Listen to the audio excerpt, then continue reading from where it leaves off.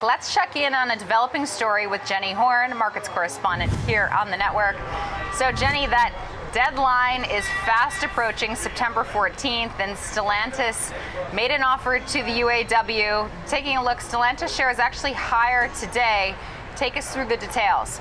Doesn't seem like this was enough to please, though, the UAW. As like you said, we're seeing that September 14th coming up very, very quickly and little progress being made. So we did see that Stellantis did offer earlier today a significant 4-year wage increase to its hourly workers represented by the United Auto Workers as it does scramble to avoid this overall strike. The automaker's offer would provide a 14.5% wage increase over the 4-year term of the proposed deal for most of their roughly 43,000 UAW hourly employees. Now, newer or in progression employees would get a 27% boost to their starting wages in a shorter time period, which is 6 years versus the 8 years under the current deal.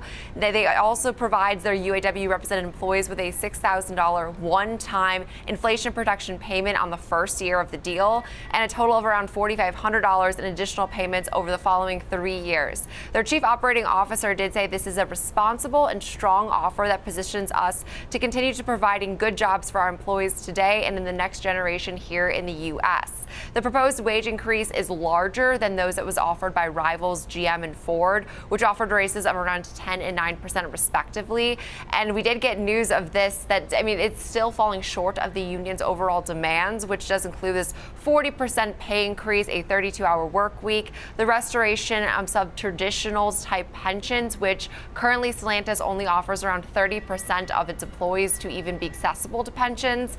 And we haven't seen necessarily anything back yet, but the UAW doesn't seem to be backing down. Yesterday, they responded to GM's offer, calling it insulting.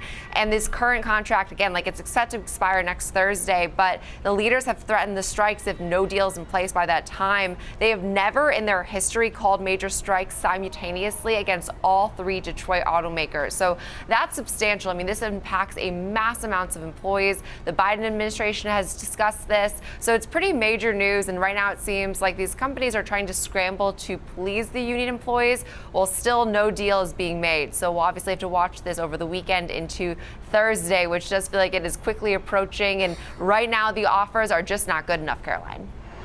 Yeah, what's interesting, though, Stellantis, GM, and Ford all higher today. Stellantis and GM are lower on the week. But I don't know if you saw that note from Bank of America, Jenny. The analyst there says the strike is very likely, almost guaranteed. So it sounds like we should be gearing up for these automakers to strike. So I was reading the analyst's general thoughts on the overall strike, and it does seem like this is pretty much going to happen as far as the analysts are concerned. Obviously, I'm not making that prediction myself, but I'd say based on the pretty substantial offers we've already heard from GM, Ford, now Stellantis, with no budging from the UAW, doesn't necessarily signal any confidence going into next Thursday. We'll have to see some serious negotiating and serious moves from these automakers.